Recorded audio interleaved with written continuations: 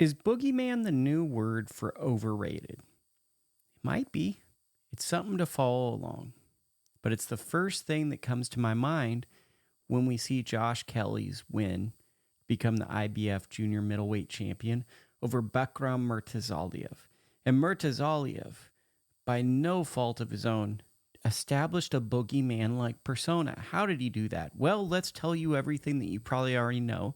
But for the sake that you don't know this, or you're looking back 4 or 5 years ahead of this video and you want a refresher because you had forgotten all this stuff because more stuff had happened, Murtazaliev annihilated Tim Tszyu, probably changed the course of his career. Tim Tszyu had lost to Sebastian Fundora. A head cut dramatically changed the course of the fight. Looked like Tim Tszyu was winning the fight. A head clash occurs, and then Fundora wins a very close fight. Tim Tszyu kind of rushes back. There were rumors he was going to fight Virgil Ortiz. He gets into this Murtazaliev fight, and Murtazaliev absolutely does a number on him, drops him multiple times. It's just a one-sided fight, and really Tszyu hasn't really looked like the same guy since. So Murtazaliev does not fight in 2025, and there's kind of this feeling of, man, this is the scariest guy in the division. Then you have Josh Kelly, who is an extremely talented fighter. You know, I thought that he was better than Josh Taylor in the come-up, although I have a lot of bold takes because I think people are far too boring with their predictions and the things that they look at and think of, right? So I think that people are a little too passive at times, and sometimes if you want to be a sports writer or a figure in boxing or a figure in any sport, you have to put yourself out there and sometimes fail to just create excitement, you know? So I've had takes, and that one wasn't really a good take because Josh Taylor's proven that he was an undisputed champion, albeit Kelly might go on and do some crazy stuff too. Kelly, to me, up until this point, really had shown that he's kind of a Michael Conlan type fighter. Excellent amateur style, moves around the ring, then tends to fatigue in the later rounds, struggles with physical guys who had kind of worn him down. Ishmael Davis comes to mind, and then he had been stopped by David Avanesian, a relentless pressure puncher. So the thought was, coming into this fight, Murtazaliev at some point would overwhelm Kelly. Kelly in this fight showed an old adage. Sometimes guys aren't going to get knocked out. They get knocked out by everybody else, and by no means does Kelly get knocked out by everybody. But I'm just saying this for a rhetorical sense, that sometimes a guy can have a bad chin or get dropped, and on one night they're going to be great, and everything, every convention that you've ever thought about this fighter is out the window. Kelly boxed his butt off. He dropped Bakhram, I believe it was the 4th round, and then he started to slow, but he fought in spurts. And what surprised me was Bakhram typically has a lot of volume. Yes, his volume continued in the later rounds, but the feet of Kelly and his hand speed really slowed down the typical high volume of Bakhram in this fight. Now, Bakhram won a lot, if not all of the later rounds from 8 on. He dropped Kelly in the 9th round. You could have argued that he dropped him twice and had a 10-7 round. If that were the case, I believe it would have been a draw or he would have won on the scorecards. Kelly wins via split decision. I scored it a draw. It was a razor-thin win for Kelly, but given that Kelly had never shown a performance like this, it was quite remarkable, and it felt like if anyone were to win the fight, it was Kelly's to win because he boxed beautifully until he kind of fell off a cliff, and he was just kind of starting to survive, and he was trying to survive and win a round on points rather than kind of win, if you get what I'm saying. He was trying to figure out a way to game the system because Bakhram was really coming on. I'm only saying Bakhram because I have trouble pronouncing his last name. And then what ends up happening is now we have Josh Kelly, new champion, really exciting. Great time for British boxing, by the way. Everyone was talking prematurely about British boxing being done. Dalton Smith, at the beginning of the month, gets a big win over Spurl Matisse. Now we have Josh Kelly becoming a champion, 2 good championship wins for British boxing. That should revive things. You know, Adam Booth is a phenomenal trainer. Big win for him. But this also tells you that the common convention, when everyone looks at a guy as like, this is the unbeatable guy, there's no unbeatable anyone in boxing. At any given moment, anything can happen. And that's the thing. So I favored Bakhram like most sane people, But you had to wonder if Kelly could get off to a good start and box and move and all that stuff, could he build up a lead and make the fight difficult? Well, that's exactly what happened. And he also fought the fight of his life. So Kelly becomes yet another fascinating feel-good story in 2026. We're only 1 month in. This is the last day of the month. He's a fantastic story from this. And then on the other hand, Bakhram becomes a cautionary tale.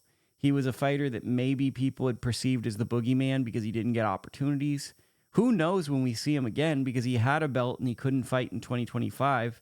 I still don't think people are going to be eager to fight him because there's still the risk that he's a really big puncher and this was an off night due to ring rust and lack of activity. And I think there's going to be even some people that feel he won the fight.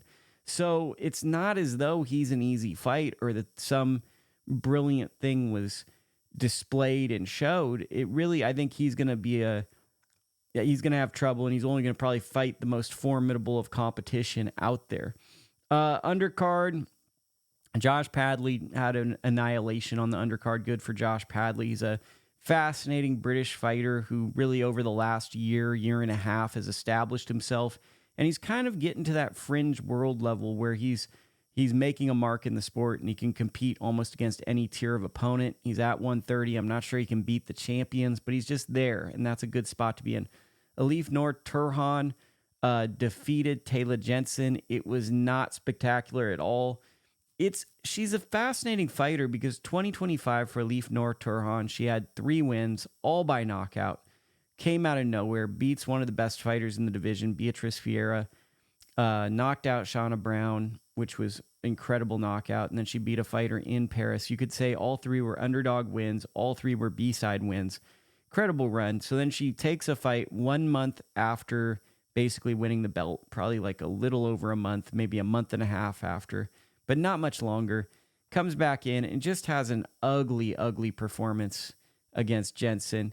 I do think a little bit of this is a quick return, getting the belt and wanting to return quickly and stay in action.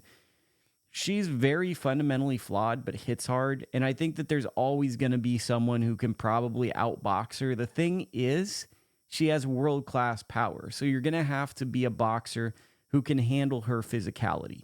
And that is a lot easier said than actually doing. And I think that it shows who's kind of fought before, because when people just kind of ho-hum, all you got to do is just outbox her. It's like you've never been hit by someone where it feels like a brick is hitting your body. And even if there's no fundamental technique to it, if they land a shot somewhere on your body, it actually deeply impacts you and like hurts you.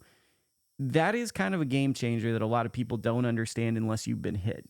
So Turhan's elite attribute is not just power, it's physicality and toughness.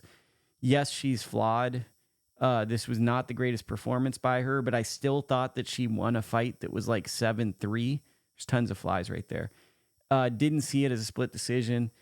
It was a flat performance, and people have that type of performance. I think the downside is she probably should have won Women's Boxer of the Year on most outlets.